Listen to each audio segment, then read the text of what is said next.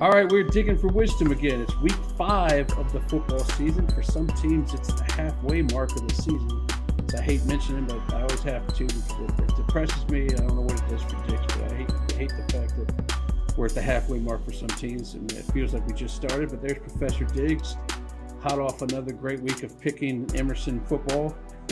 And I'm the Wizord. And go ahead. What were you going to say about the year? I was going to say, for some teams, we're only 25% of the way through the season, like Duncanville. They're only 4 out of 16 games in. That is true. That is true. They didn't get a week 1, and they have a bye. So that's pretty – you're right about that. And they're going to play on until – I mean, they're just getting started. Some of these teams are, as you'll tell us later on in this podcast, are life and death going into week 5. We got to get this thing started. We're not going to get an 11th game. So it was a very interesting week 4, and I picked a game up in Anna, which was a thriller. I stayed to the end. Me being a dummy, didn't check the time, the start time. It started at 7:30, and for those to open the curtain a little bit, for those that don't know, I produce a Houston and a Dallas show, and I usually have to help out with Houston on Friday night, but that went out the window once it was 62-59 in the fourth quarter. I texted my guy, said, "Yeah, I got nothing to do with Houston this week. That's all you, because it's going to take me an hour to get back from this joint." But I'm glad I stayed. It was a terrific game. There's high points all over the place. I mean, me and you were at a game at Thursday that saw 70, which I don't think either one of us, as we're driving over the bridge, thought Rockwall was going to give up 70. But North Crowley's on a roll here. What was the most that came out to you from seeing the games and scores from week 4? Man, that game was ugly, and I'm very excited to hear, because you don't like talking to me anymore on like Friday and Saturday. You're like, I'm just going to save it for the podcast and give you some original content, Diggs, because you know that I'm entertained by you. But if you look at Rockwall, unfortunately, over the last couple of years, when they lose spectacularly. You remember that Westfield game as the dual producer of both things, where last year where they got put up 77, and that was like 56 to something at halftime.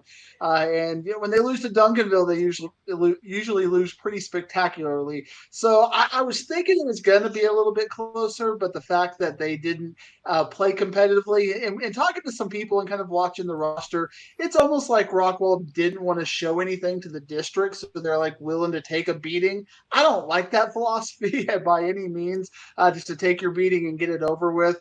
But Rockwall is definitely one of those teams that when they lose, they can lose spectacularly. And I hate those kind of games, Ward. I would rather go see 2 0-4 teams play each other in a competitive one-score game than 2 top area teams where you're just going to have that kind of a blowout, which is kind of leads us to our top story, Ward. Good football and bad football, because I think there would be some who would disagree that the Anna versus Lovejoy game is good football. But when I was reading my Dallas Morning News, Todd Dodge said it was like one of the top 5 games he's ever coached. So I guess he was entertained by the game. He thought it was good football. I know you thought it was good football, but there are some people who do not like 66 to 62 games.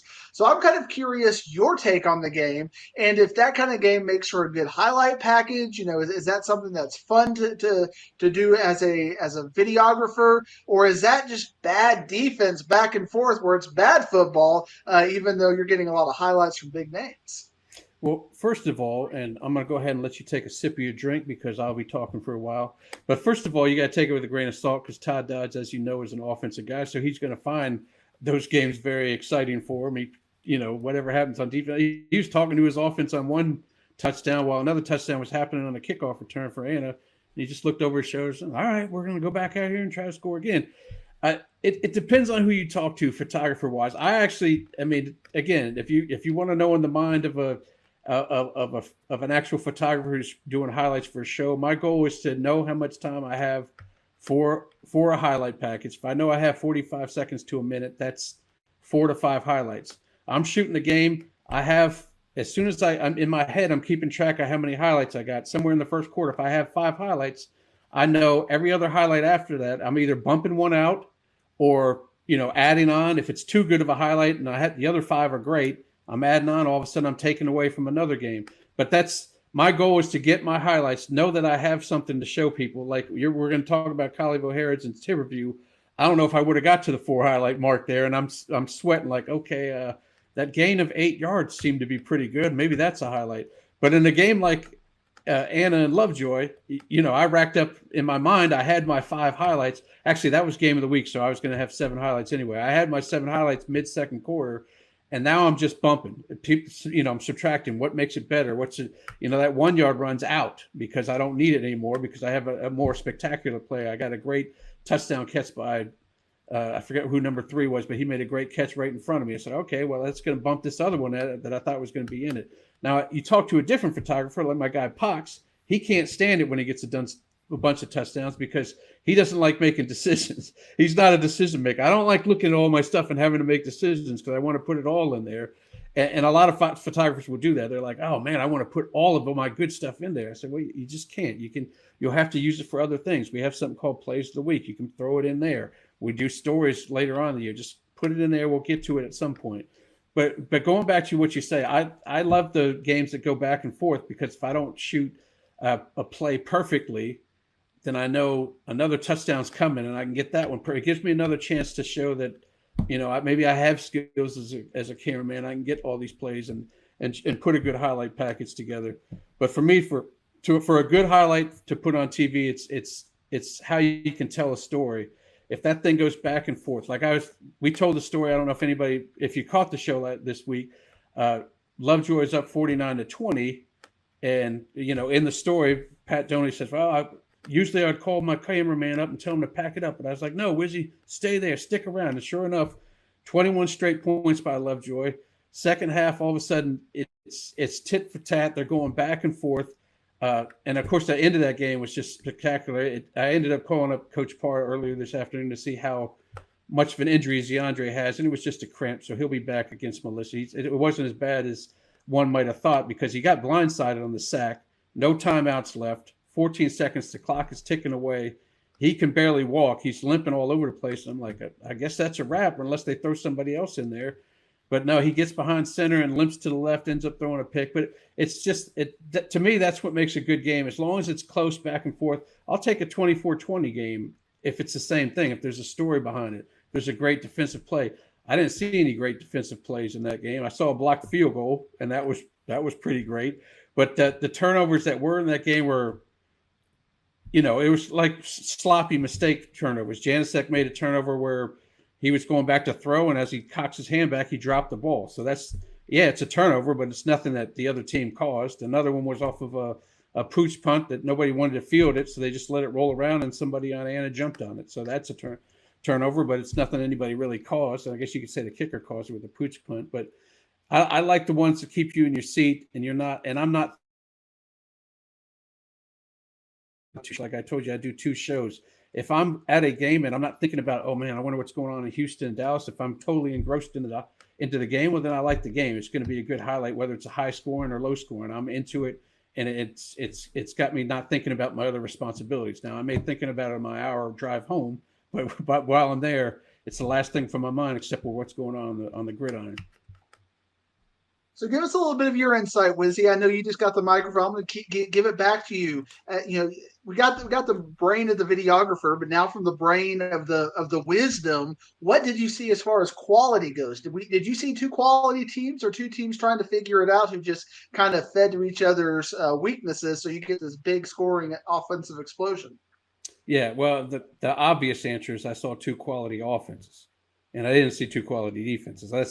That's the problem. I mean, and they kept going back and forth off the field that the defenses were worn out and the offensive players that knew they were going to get the ball in such a play. Obviously, the offensive line had to work every play, but the players that knew weren't getting the ball, they could rest up a little bit. They know they'd be back out there. But I saw some great quarterback play. I mean, I really did see some good quarterback play.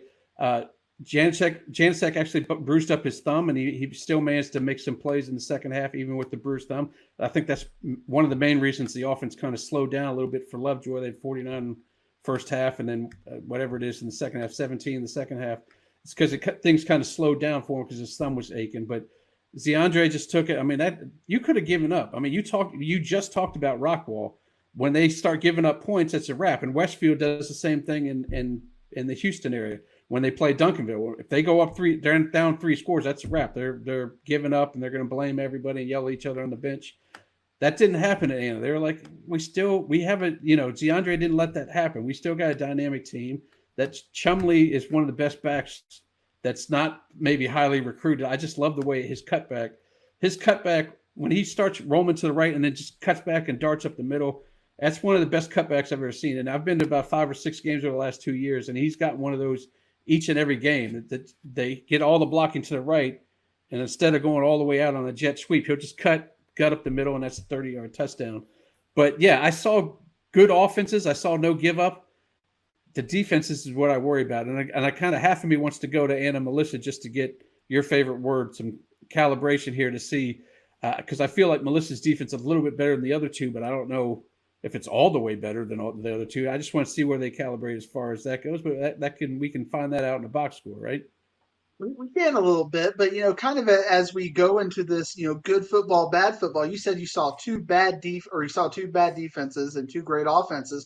Another game we had this week kind of had the complete opposite of that. Yeah. We had Colleyville Heritage and Mansfield Timberview. We knew that Mansfield Timberview had a really good defense. We kind of talked about that when their quarterback went down against Kimball. We're like, well, their defense is going to have to bail them out. We even talked about it last week that their defense is good enough to slow down anybody, but can their offense score any points? This week we found out the answer was no. They could not score any points. We know Colleyville Heritage's defense is a little bit better. Their coach is very defensive minded, even though Colleyville Heritage's big names are on the offensive side of the ball.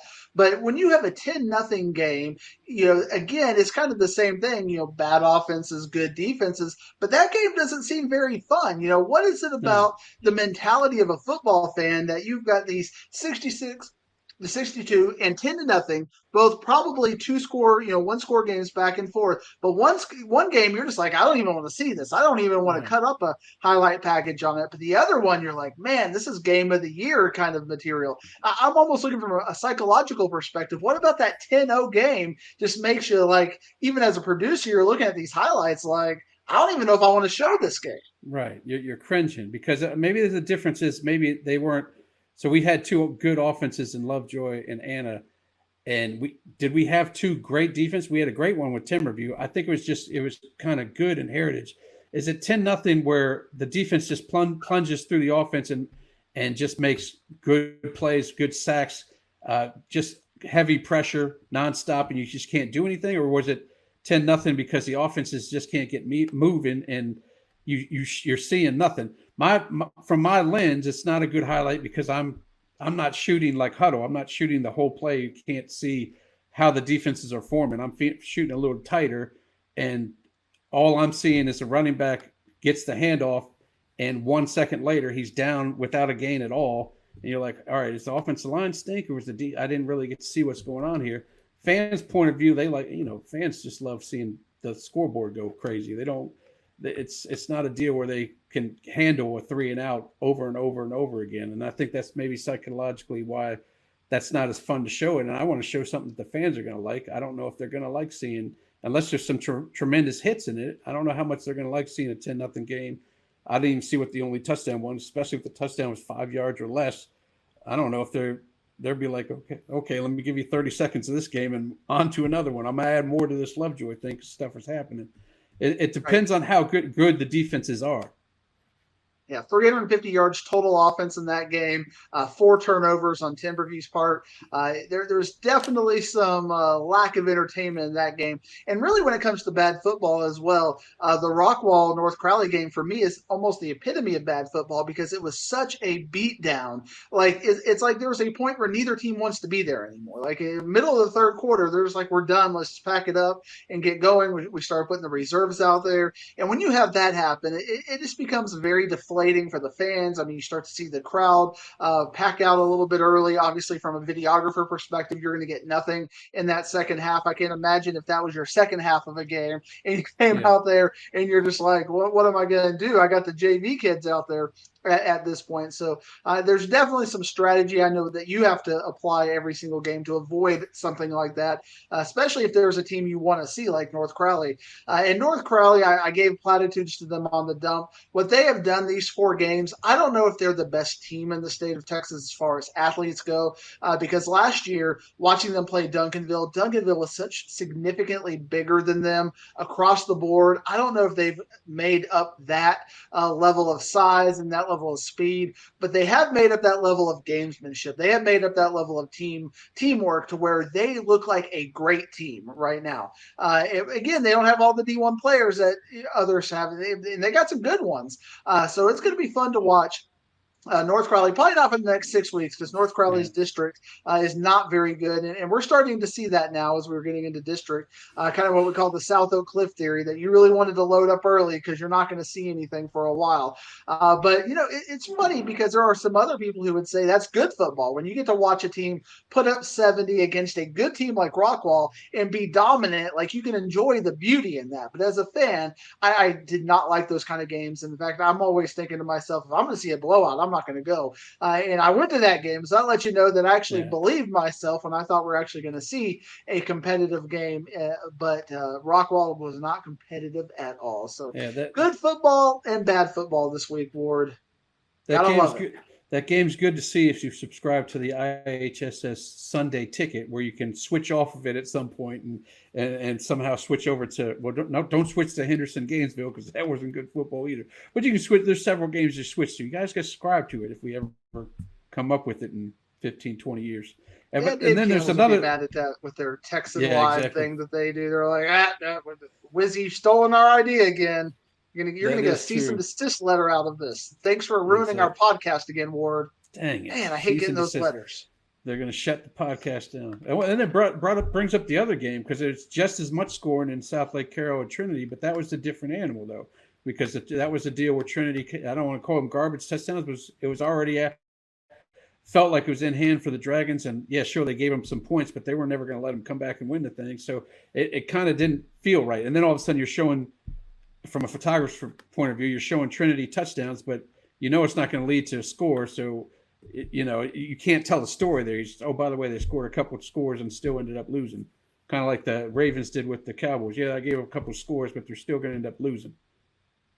I mean, that game was 35-7 at some point. And they kind of eked back into it. Same thing happened in 4-6A the week before with LD Bell and Timber Creek. Timber Creek got up big 41-10 and then ended up being like 51-43. But then every now and then, which is why you got to pay attention, we refer to it often on this podcast, your Houston, Dallas, when you had Barbers Hill and Richland last year, where you did get up big, then all of a sudden Richland was able to get back in there and overcome the mountain and overcome the obstacle.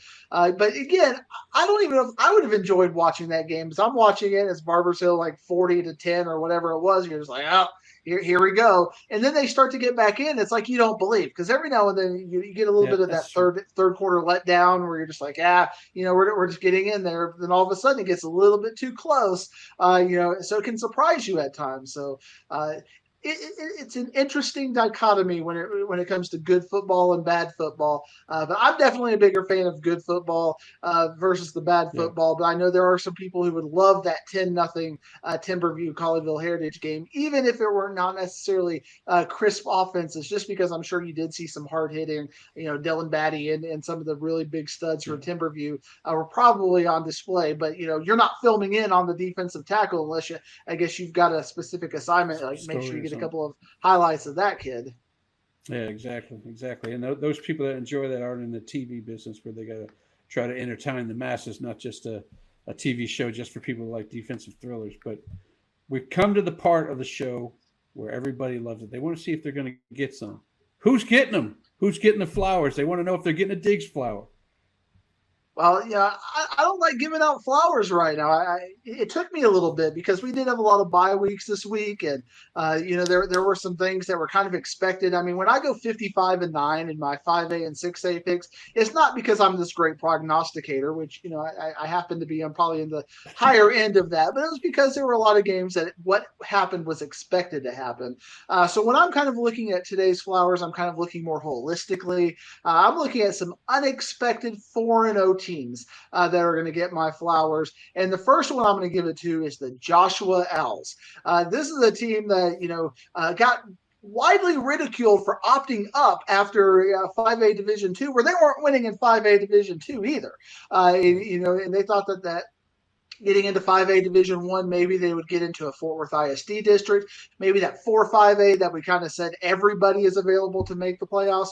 But then they get put into the 7-5A where all of a sudden everybody's laughing like, oh, you're just going in there and you're getting last place. Well, they ended up getting 4-0, and I did a little bit of research, and this team they beat in Oklahoma, Elk City. I mean, Elk City played Canadian within one score. So the fact that Joshua is doing good things, even though we can't really calibrate out of area teams very well, they're 4-0.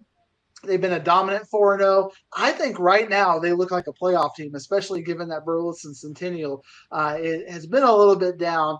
So Joshua, congratulations. You made the right decision for opting up. Let's see if you can finish up and avoid the shovel and get some flowers. Another team we've been big on in this podcast is West Mesquite, and they are 4-0. And it's a very quality 4-0. I mean, that 4-0 in non-district, you can kind of go, well, this and that, but they beat Princeton. So that was a good win. Princeton has earned their flowers a couple of times because they got the quarterback flowers, but West Mesquite finding a way to win that game.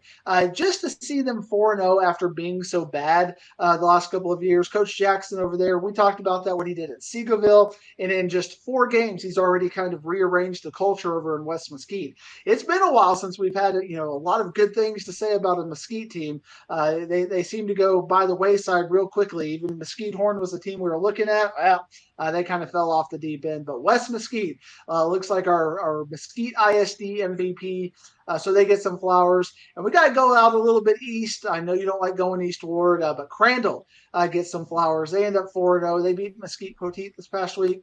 It's been a while since they've been 4-0, and they have a very competitive district where, I don't think they're going to be going 10-0 against the Midlothian Heritage and Kaufman and Terrell, but they're definitely a potential playoff team, and it's good to see them 4-0. So Crandall, Joshua, and West Mesquite get the flowers this week. Get the flowers. And looking at their schedule, I think they have a good chance of going 5-0 before they hit Midlothian Heritage, and then we'll see what happens there. All right, you ready to get into some games for week 5?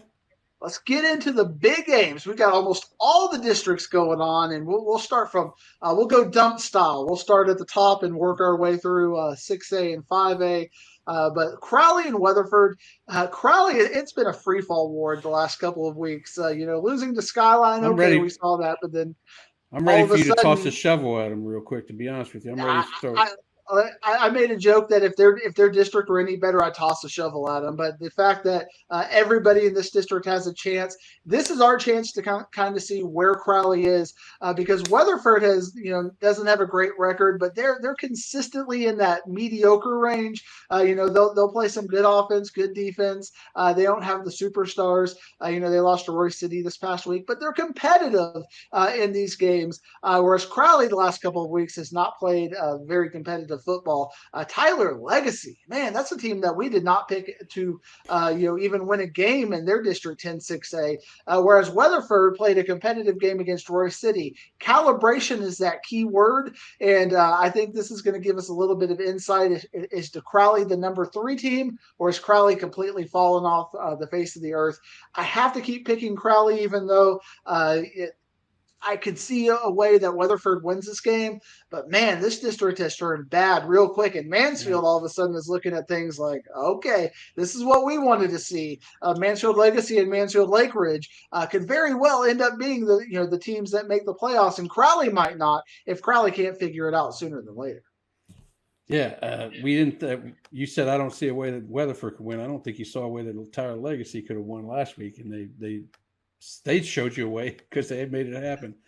And this is probably the part of the year that we're not going to see North Crowley on the sheet until we get to round 1 of the playoffs. But that's okay. Actually, you might throw them in there when they play Mansfield. Who knows? You never know what Diggs is going to do.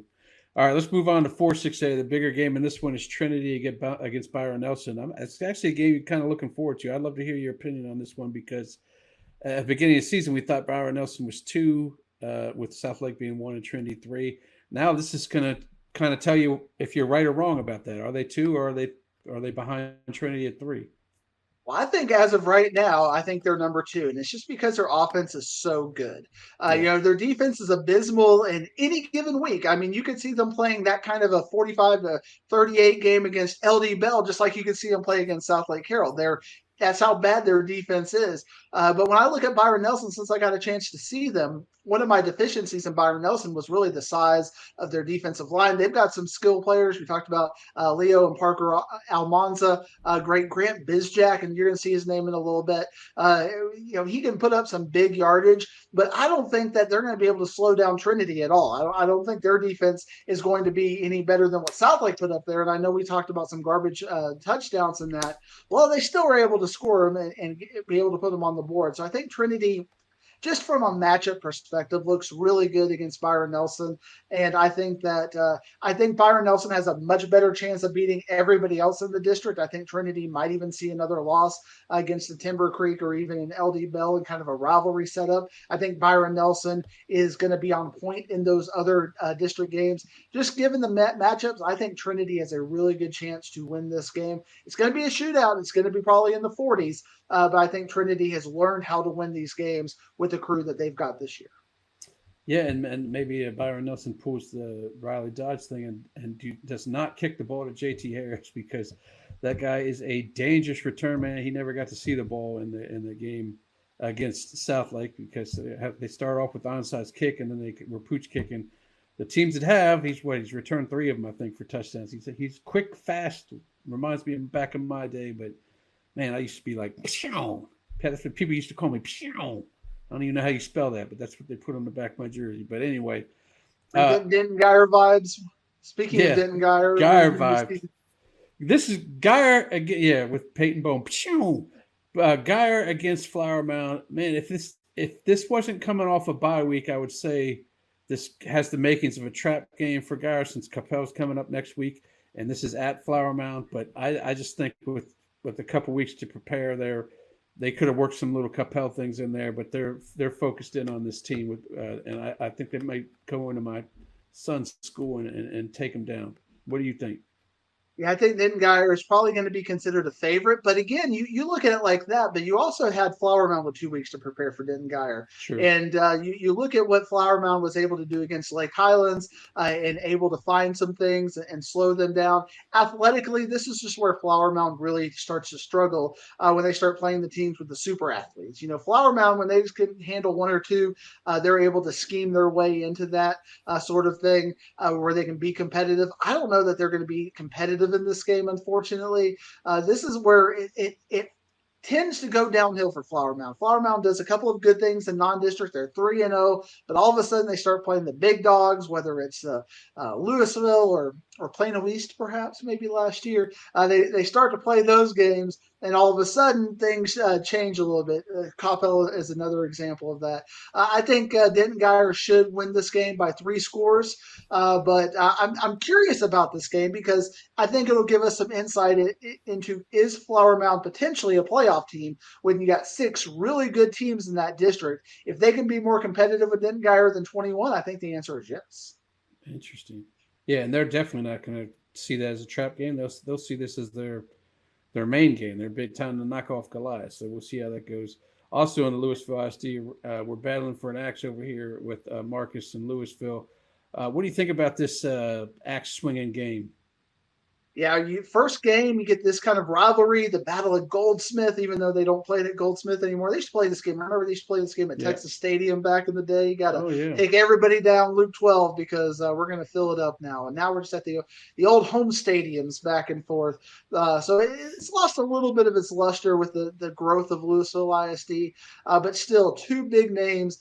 In really considering this game, Marcus, even though they're 3-0, I've been very – it hasn't been impressive at times. They get enough just to win, whereas I think Louisville has a little bit more of high-end talent. And now that they've had 2 weeks to kind of heal up some of those injuries, I think Louisville is going to find a way to win this game. The sophomores are going to have 2 more weeks of reps. Marcus, there's been some questions for Marcus as far as the defensive side of the ball. And even offensively, even though they've got all the big names, they got the Nussmeyer and Kalipi and Brock Golis and some of the big names. Kellepy, It's such a great name. I can't even say it right half the time.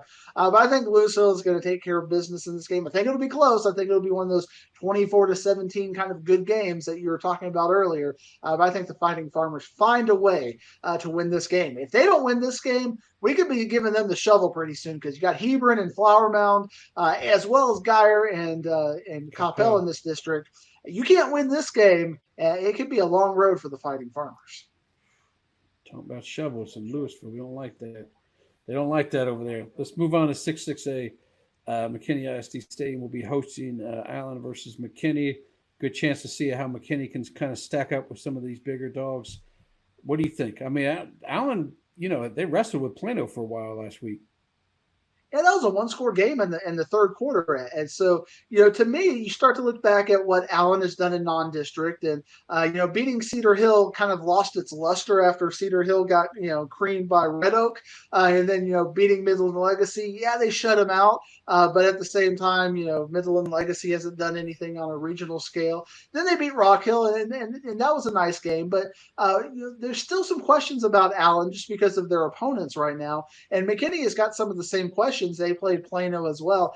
So how does McKinney fare against Allen? I think this game could be one of those crazy trap games for Allen because McKinney has the athletes in space that can give Allen some difficulty. But if Allen can take care of business and kind of blow out McKinney the same way they blew out Rock Hill, I think that's going to let us know that McKinney is way closer to the middle of the pack than we thought. But if McKinney can play with Allen, because I think Allen might be a little bit down, I'm getting real close to putting Prosper over Allen right now just because I like style points, and I did not get style points from Allen against Plano.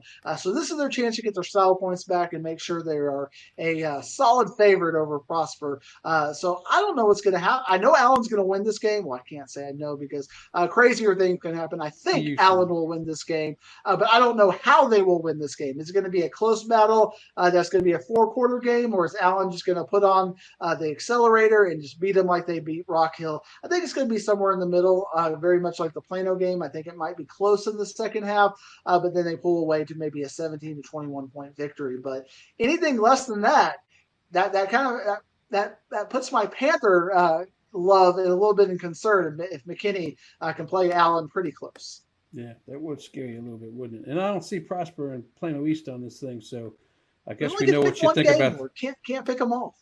I guess we know how you feel about that one. But if you do want to see Plano East and Prosper highlights, where can you see them this week? See it on Inside High School Sports, baby. Boy, we put it on Channel 5. You'll see it, at least the first half. And then we may even have a cutaway of Diggs and family. Who knows? You don't know. Up there eating nachos and just watching the game. That'd be pretty cool. All right, 7-6-8. We got Pierce against Lake Highlands.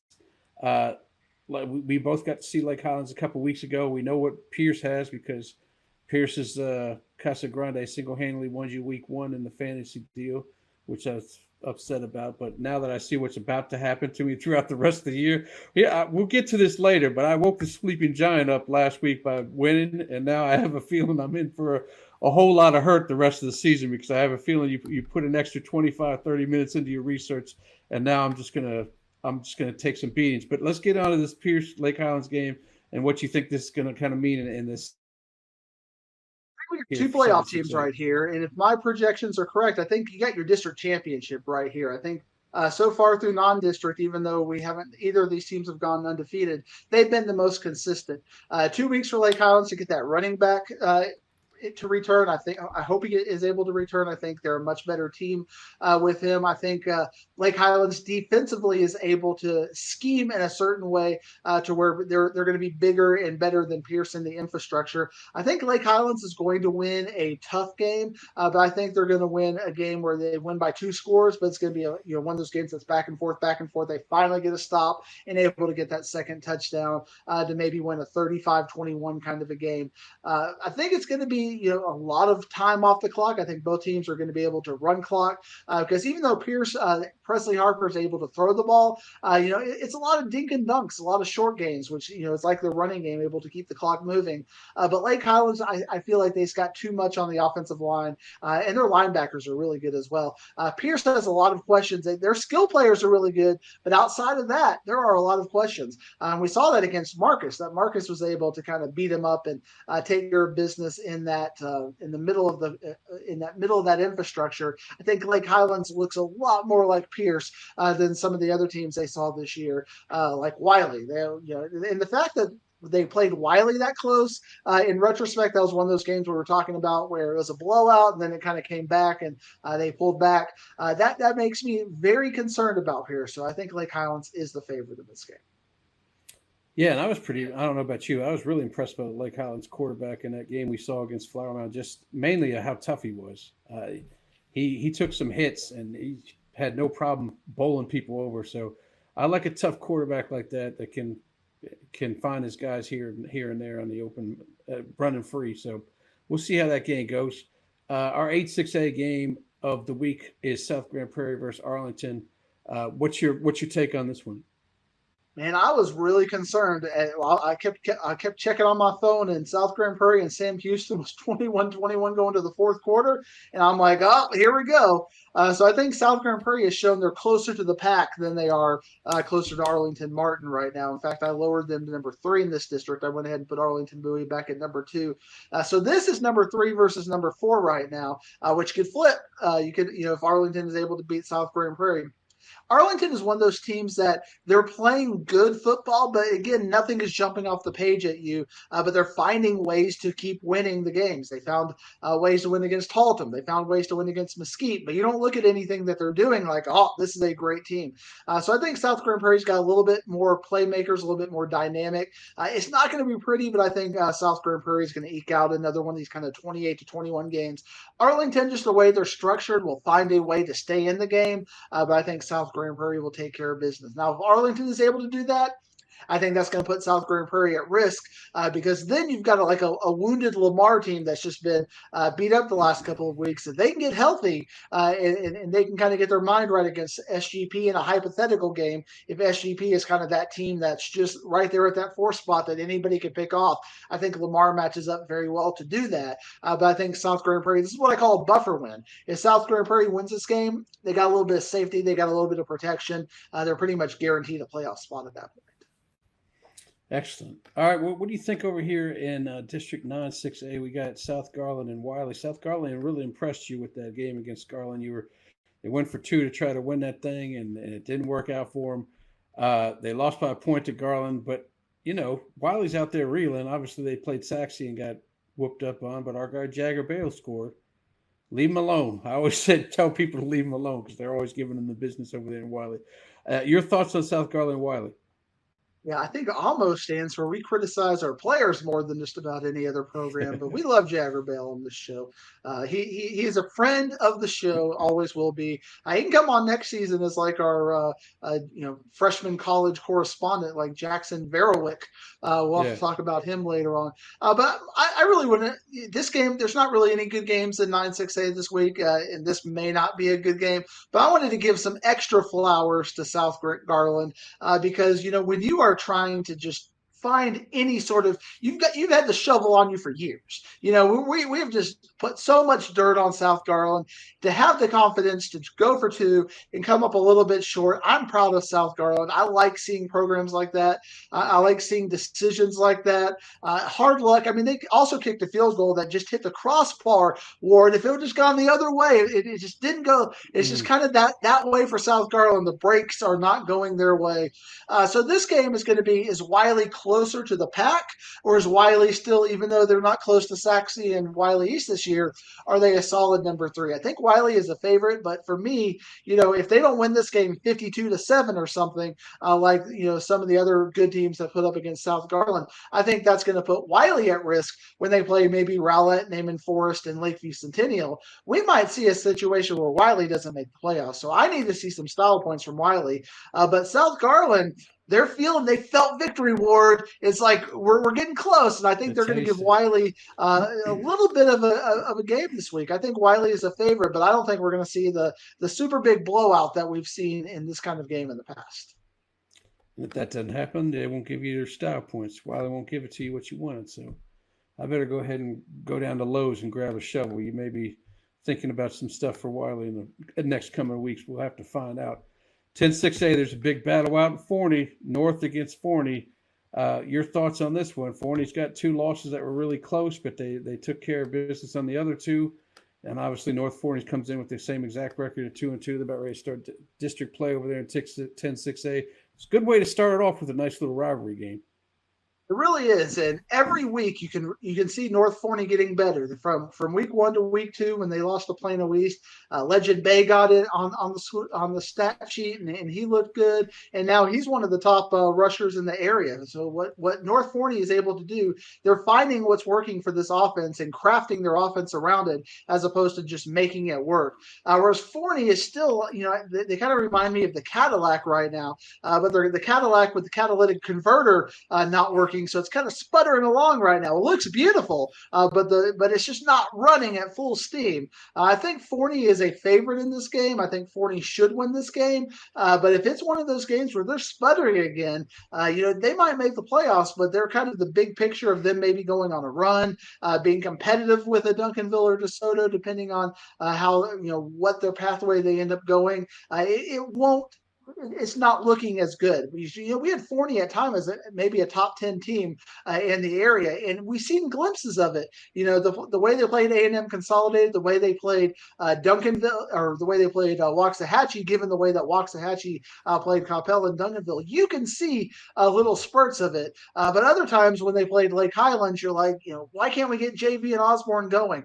I think Forney's going to find a little bit more here, but I just don't think they're going to go in and blow out North Forney. That's what I would need to feel better.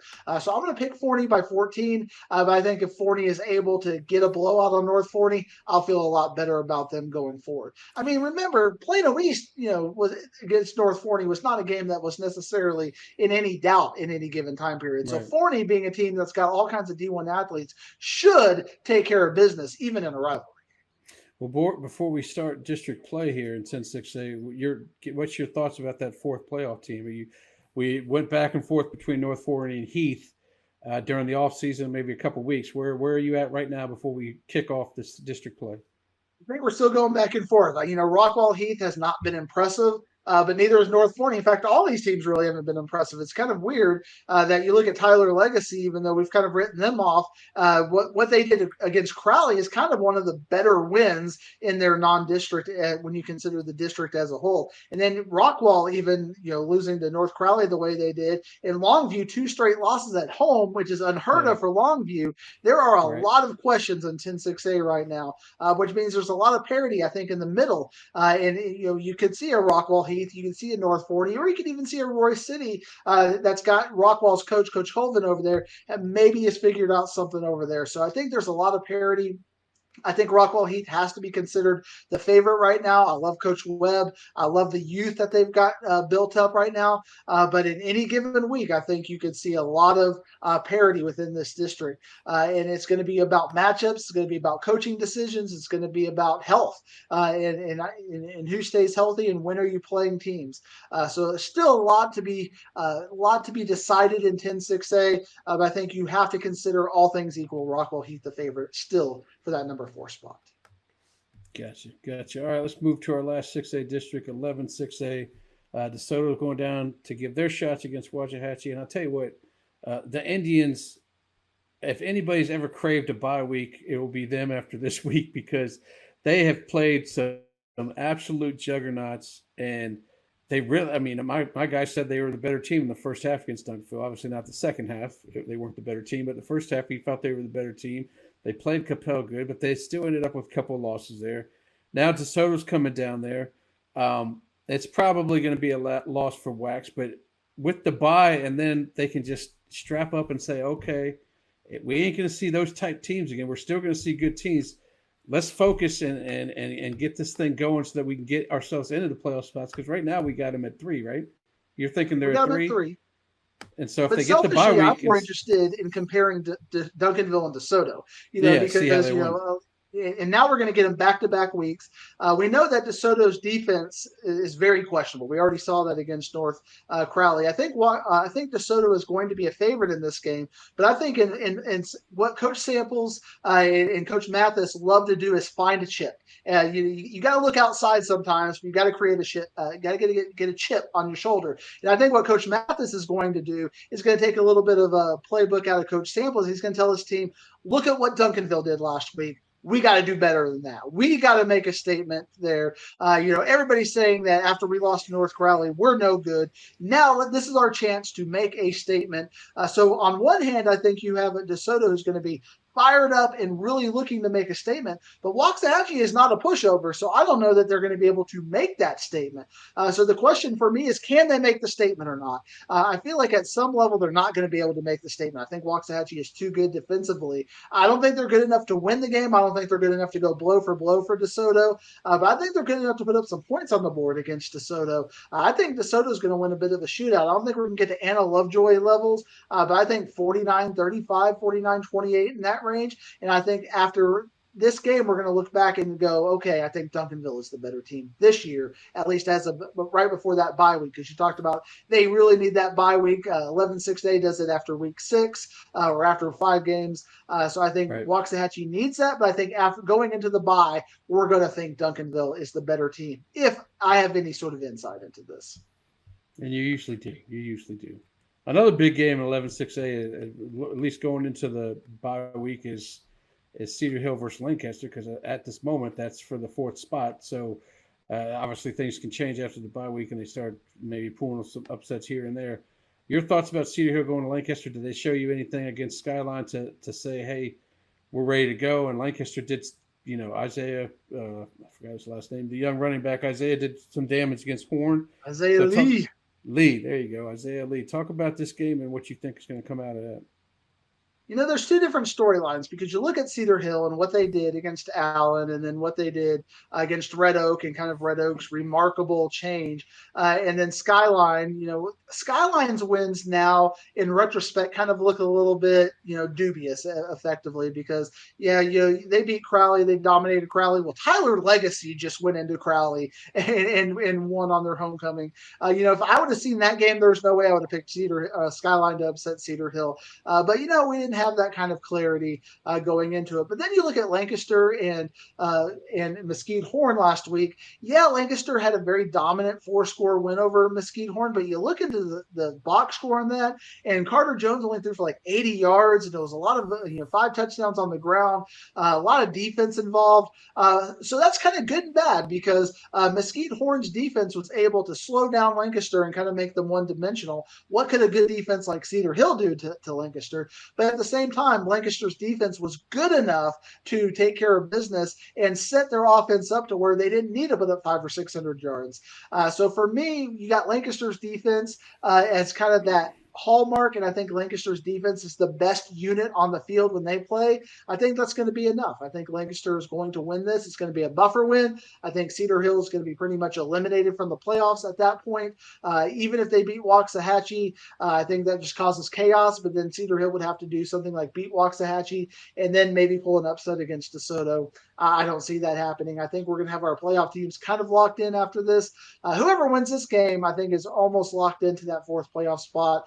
Crazy things could happen.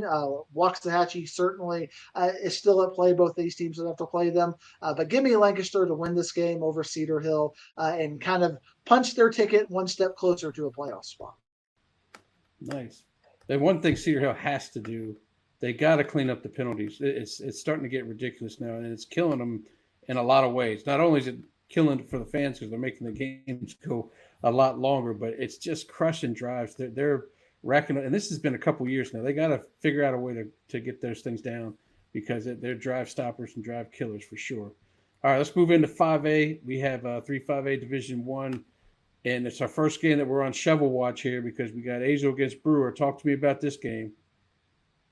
Yeah, the next 2 weeks are basically going to be shovel. I think we're going to figure out the fourth playoff spot in the next 2 weeks because Azle plays Brewer and then they play Birdville next week. And Azle has again been one of those teams. They definitely deserve flowers as well. They weren't 4-0 because of the bye week, but Derek Vallett, quarterback, has been sensational. They got a freshman over there at running back. He's not their only running back, but what a football name, Ward. King Stevens. That's just a great Ooh, football name. We're going to put him on 2028 bobblehead watch because there he's you go. playing well over there. Hagen Hughes is playing great football over there. I think Azle is going to take care of business, which is going to set up next. I think that eliminates Brewer at that point, and then that sets up Azle versus Birdville next week for the last playoff spot because none of these teams are close to the top three. But I think finding out the fourth playoff spot has its own storyline in the next 2 weeks. I think will give us the answers to that. Excellent, excellent. Well, in 405A Division One, we got Chisholm Trail at Arlington Heights. This is actually a game that I'm kind of intrigued with. We're still bouncing around whether I might go there or not, depending on what other kind of games I get that week. What do you think about this one? Obviously, they both had big wins last week, and they're starting off in district play great. Talk about what you think is going to happen in this one. Yeah, they both won 63-0. And I always talk about style points quite a bit. And I want to see style points in certain ways, but other times style points can be very misleading. And I think Chisholm Trail at 4-0 is one of the more misleading 4-0 teams in the area. That game against Wyatt has really caused me to be very skeptical of Chisholm Holmes or Chisholm Trail Chisholm with Holmes. Coach Holmes over there. Chisholm Holmes. It's like what happens when you merge Yeah. Rickland Holmes and Chisholm Trail? You get some Chisholm Holmes right there. I think Arlington Heights has just looked more impressive, more well-rounded team. I think Arlington Heights might take Chisholm Trail out to the woodshed and win this game by 3 or 4 scores. But to be conservative and to respect the 4-0 team, Coach Holmes over there at Chisholm Trail is a really good coach. So I think he'll have a little bit of something in the game plan to try to counteract Arlington Heights' run game. But Arlington Heights' offensive line has been great so far this year. Even after the first week against Everman, they've really kind of figured it out. I think Arlington Heights wins this game by 3 scores. And we're still kind of thinking that week 6 game or week 7 game against Saginaw for Arlington Heights, maybe for the district title. A little Rough Rider Yellow Jacket action. Right now, that's what I would say is your de facto district championship game. So get it on the schedule, Ward. Get It's get on the that game schedule. on. That's a Country Roads game. I'll actually Uh, be at it, and I'll probably that's the drag you to best it way too. to have a country roads game. Have it for the I'll, district championship. I'll probably drag you to it too, since it's a Thursday night. I know you don't like to. That's a heck of a travel for you, but you can do it, buddy. Boy, we need you down there at Clark or Farrington, wherever it's at. Anyway, let's go on to 5-5A Division One. McKinney North looks like they've kind of righted the ship a little bit, and they're taking on Frisco Wakeland in a key game there. Yeah, this is going to be my game of the week on Thursday. I think it's the by far the most competitive game. You got Kukendall, so that you'll get a little bit of hospitality over there. Frisco Wakeland just did not look good against Frisco Reedy, only getting 40 yards of total offense. Part of that's Reedy having a really good defense, but we've had a lot of questions on Wakeland. But the good news is McKinney North's defense is not like Frisco Reedy, so I think Wakeland's going to be able to find some elements of offensive success. But I think McKinney North has just too much offensive firepower. I think we're going to see some points on the board in this game. I think it might be back and forth for a half. I don't think we're going to get a big blowout, but I think McKinney North wins a 42 to 30 kind of a game where Wakeland maybe gets a garbage score touchdown. But for Wakeland, given the fact that Jackson Verowick is back, Ward, all of a sudden Frisco Heritage lost to Frisco, which puts Frisco kind of one more win away from getting back into the playoffs. Given that how bad Frisco Wakeland played, that could be that one win for Frisco. So I think I know Jackson's going to be cheering for McKinney North to put Frisco Wakeland one more peg there to have that 4th spot opened up, and then Frisco Centennial is looking at it like, well, we already beat Frisco, so why not us?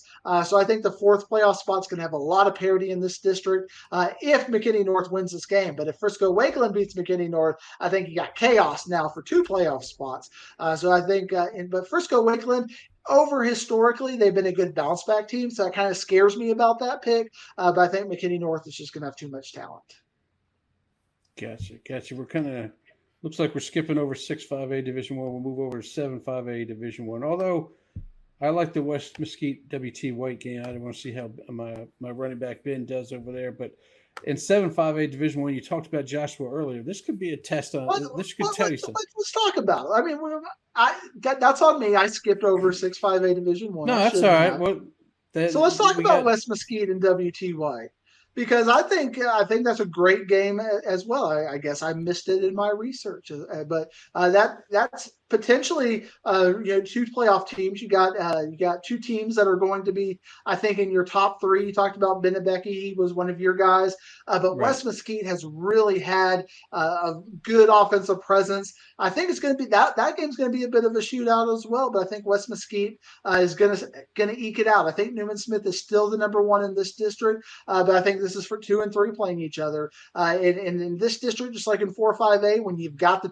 two good teams playing each other, you got to highlight it. So that's a Diggs fail, and I'm going to take West Mesquite by 7. WT White's a really good team, so I They are. apologize. I apologize because I give Ward the information in advance to make pretty graphics, and he couldn't make you a pretty graphic because I messed up. So Coach Jackson and all the people over there, take my apologies. But we did talk about you, and I took That's West true. Mesquite. But That's given the true. fact that the WT White Booster Club always tags me on their stuff, they're probably not going to like that pick. So I'm sorry Uh about it. oh. No more tags. Oh. No more That's not tags. good. All right. Well, let's take a look at this one because this is going to tell you a lot about what this 4-0 start really means. Because I get to play them at home. Midlothian's coming up there. Joshua, we talked about him earlier, off to that range and 4-0 start. Tell me, are they going to compete with them and can they pull this one off?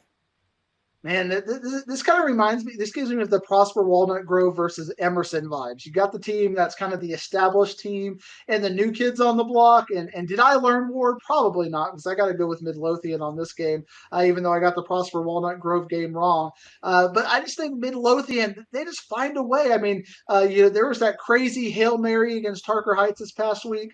They find ways to win this game, to win games. And even though Midlothian isn't quite what they've been, especially defensively, they've got 2 games now where they put up 40 plus points against Harker Heights and then against Ennis earlier. And even though those two teams are not amazing teams, they're finding ways to put up points on the board. So I think they're going to be able to find ways to put up points on the board against Joshua as well. Unless Joshua's defense is even better than I thought, I think that's going to be their way because Prosper Walnut Grove's defense was better than I thought, and that was able to propel them to their upset over Frisco Emerson. I just don't know enough about Joshua, and we're finally going to get to learn a little bit about Joshua this week. But man, it's hard to pick the blue blood against the new Yeah. guys and pick the new guys against the blue bloods. So I got to stick with the blue bloods because I've learned enough times. I picked against Highland Park enough to know you got to quit Yeah. doing that at some point. Yeah. You got to throw a little Ric Flair on this one, right? So we'll see what happens in it.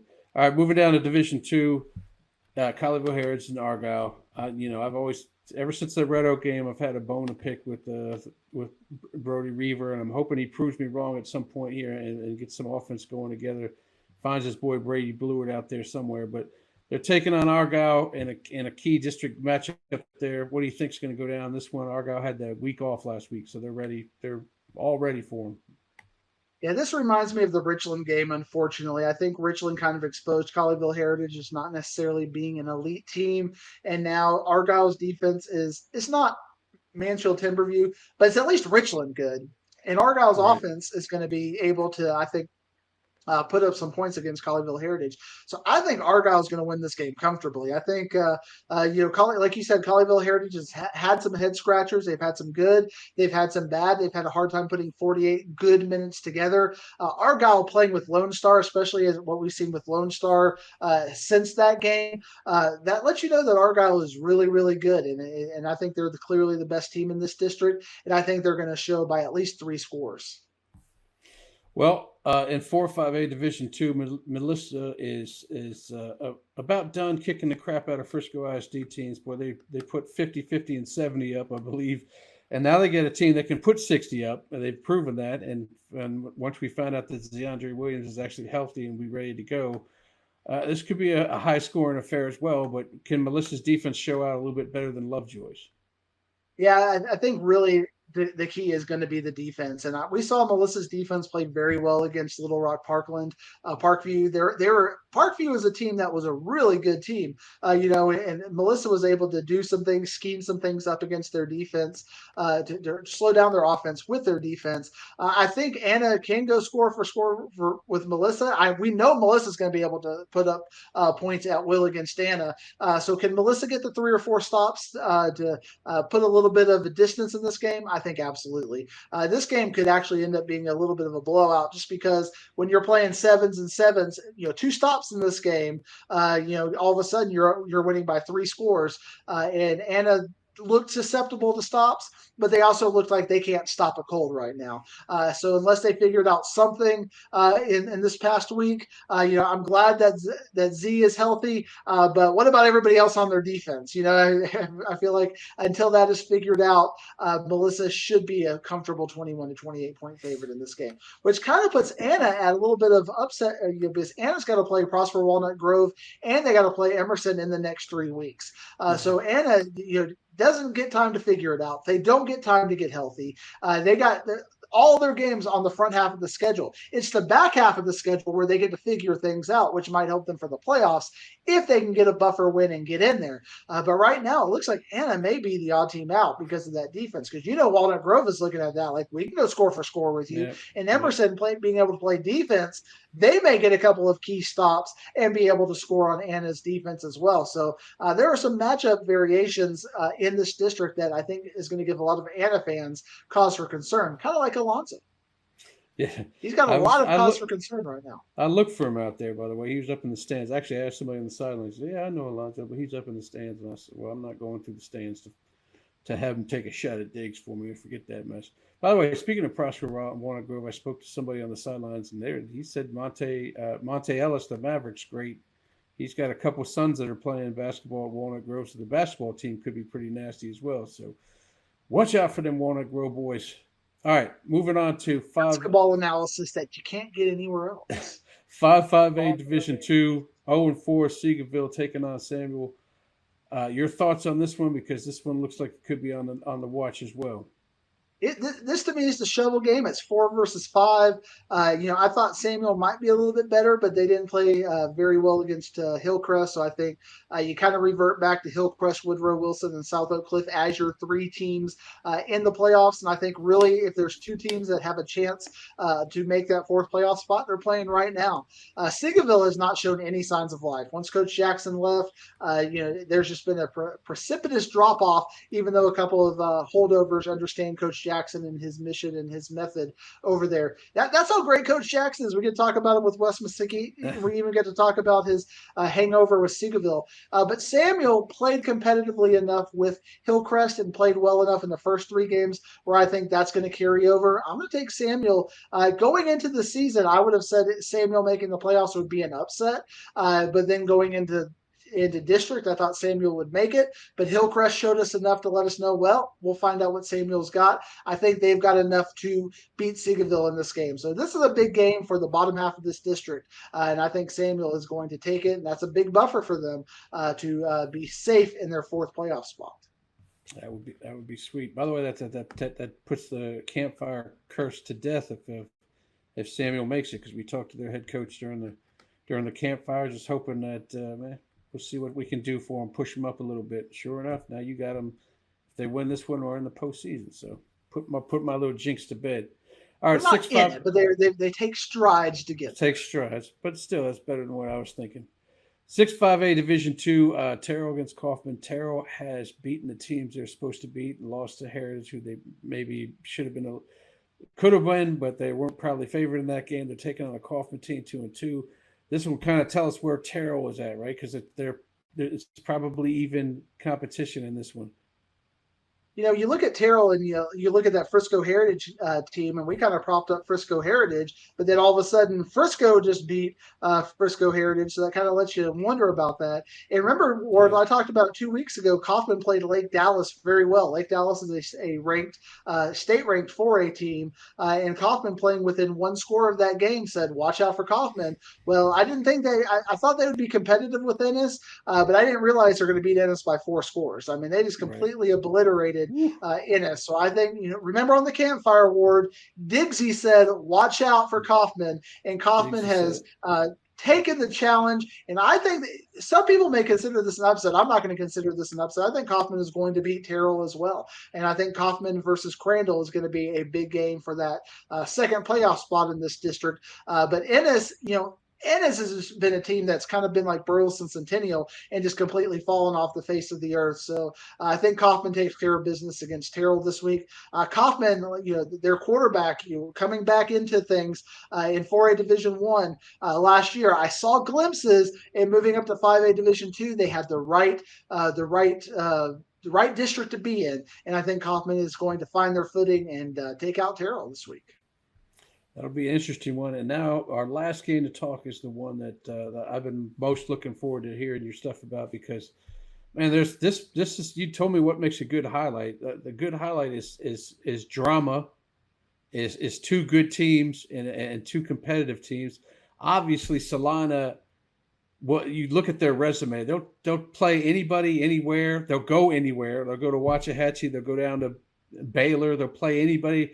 They did it and they beat them all. Panther Creek's doing the same thing. I mean, your guy, who we'll talk about in a second, Jalen Lott's got 35 catches already through 4 games. I mean, they're finding him early and often. And then you add to it the way the game ended last year for the district title. And this is probably going to, I mean, you'll agree with me, this is for the district title here.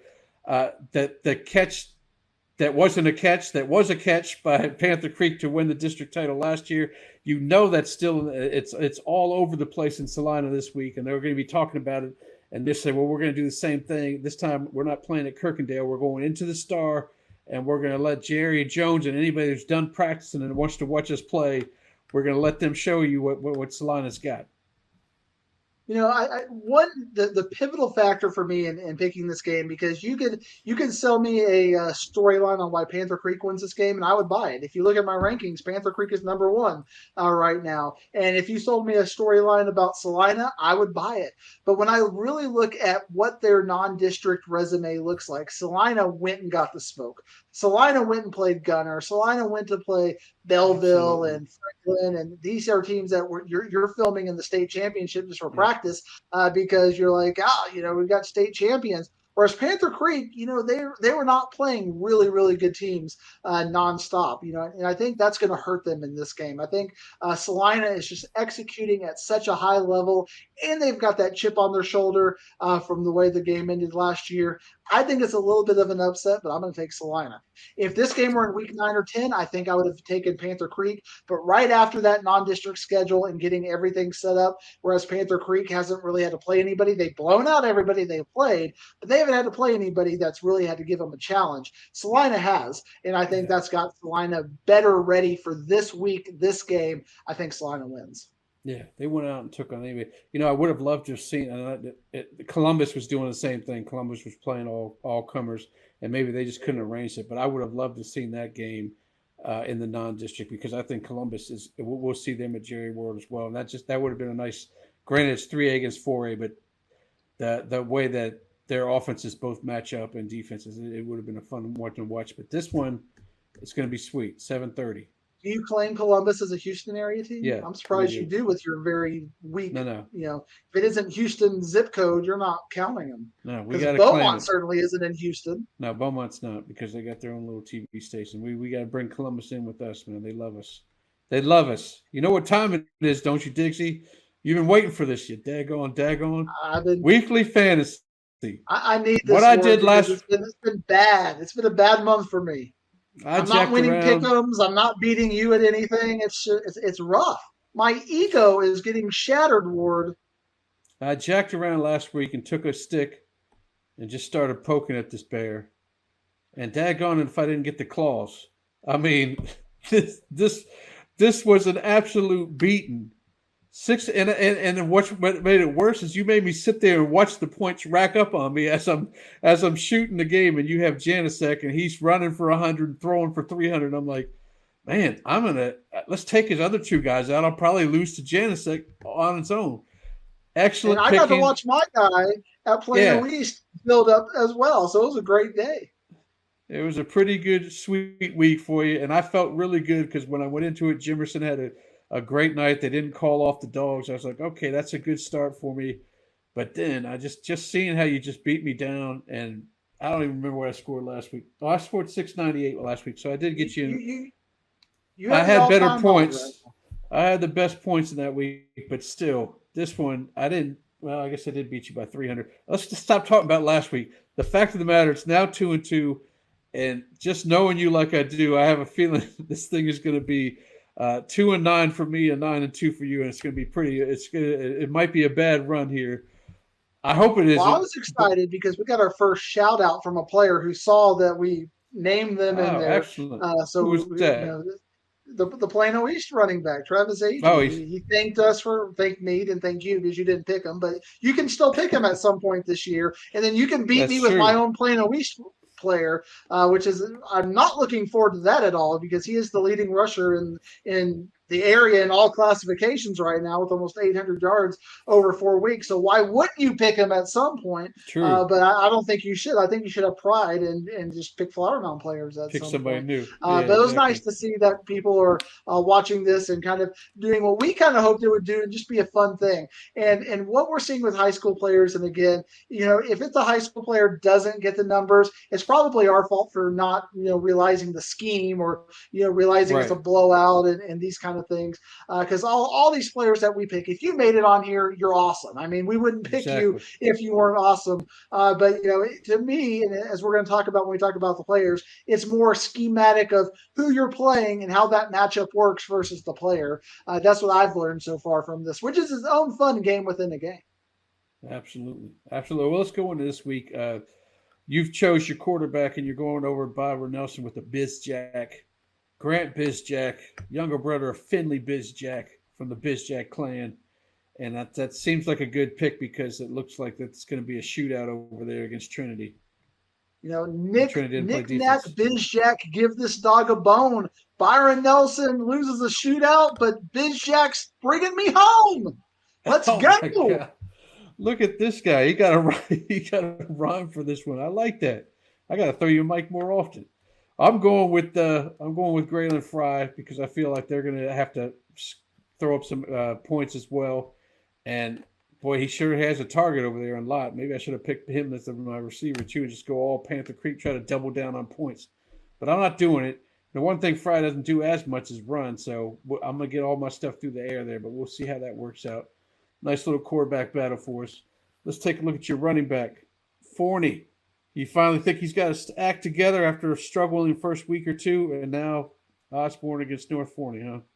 Yeah, I think on the biggest stage, the rivalry when you've been talking smack with your neighbors and whatnot. I think JV and Osborne is going to have a big night. And when you look at North Forney and kind of what they've got good secondary, so I think they're going to be able to shut down some of what Peterson is going to be able to do throwing the ball. But I don't think they're going to be able to shut down the running game. And I think JV and Osborne is going to go ham against North Forney. Ham, he says. Perfect. Well, I'm going to go out on a limb here, and I saw how Wakeland gave up a bunch of yardage, so I'm going to see what my man Greg R. can do for McKinney North. He's up there in the leaders in 5A. Let's see if they can control the ball there. You'll see it live. Maybe I'll give you a little taste of your own medicine. Maybe you can see him rack up Make me watch it. 130 on You you. will watch it and you will enjoy it. And you will like it. You will see this happen, and you'll enjoy it. So I'm going with Greg R. Hopefully, you can put up some points for me. Talk about your receiver there. You're going over to Melissa with yours, right? Anna versus Melissa looks to be a shootout. You got to have a big receiver. There were some special teams errors, but I think, this game, not only I think we're going to get big points, we're going to get big yardage as well. And we kind of saw that as well with Janicek. Pretty much pick against Anna if you want to pick. I might keep up with this next couple of weeks, get Emerson and Walnut Grove in here because I think whoever plays Anna is going to get some yards up on the board. And Jacob Nye, the touchdown guy, is going to Oh my finish God. off my victory over you this week, Ward. Well, here's my thing on that because their defense did struggle, but Zay Gentry did kind of bottle up McCutcheon for the most part. He gave up the 2 scores, but they were 2 short scores. And then the other one was the other catch McCutcheon made was on a reverse throw by the running back, so Gentry may have got it. If they throw Gentry on 9, maybe he will slow him down. That's my saving grace on that. He's a defensive player I can count on. I'm going with the SMU recruit Katarius Brown from Seguin. They're going up against the Colony I have a feeling that he's going to have another big night. They look for him all the time. He got over 160 last week. Of course, that was against Grapevine, but see what they can do against the Colony and see what points they can put up right there. So that's a good let's pick. see if I can get back in. My 25 minutes of research, I had it Chevy Andrews, the quarterback for Seguin. I was back and forth on Bizjack and Andrews, but I went with Bizjack because I trust Trinity. I don't trust Trinity, right? I trust them to not be good at defense more than I trust the Colony to be bad at defense. There you go. Plus, you couldn't find a rhyme to come up with Chevy as fast as you went. You were going to talk about a levee and all this other stuff. I got a Chevy at the levee by the bay or something. The day the music died. Or this could be the day the Digging for Wizdom died. There you go. The river went nigh instead of dry for your other guy. All right, forget it. I'm just trying to keep up with you. Knick-knack, Bizjack, give the dog a bone! Give Diggs a bone. All right, Diggsy, we're going to be at the halfway mark for other teams next week as we talk week 6. Nice talking to you, buddy boy, and also we'll see you out and about. We'll see you down the road.